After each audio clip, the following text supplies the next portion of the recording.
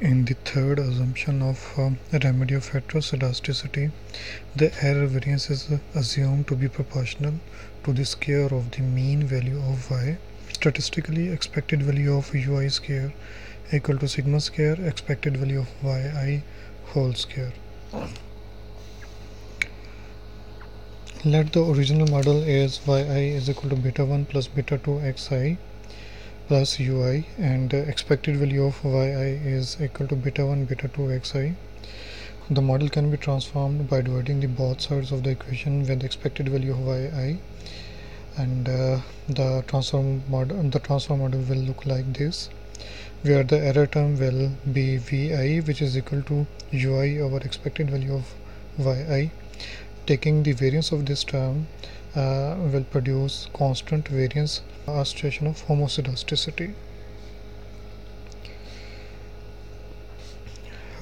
Note that for the transformed model B is inoperational, as expected value of yi depends on beta 1 and beta 2, which are unknown itself.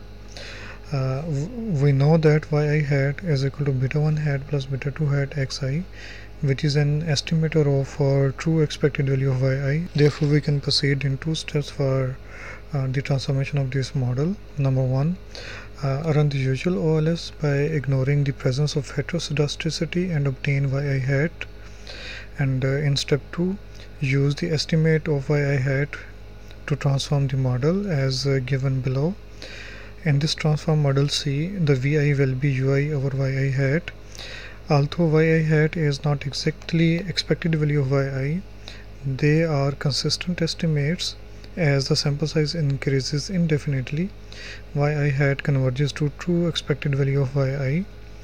Therefore, the transform model C will perform well if the sample size is increased reasonably.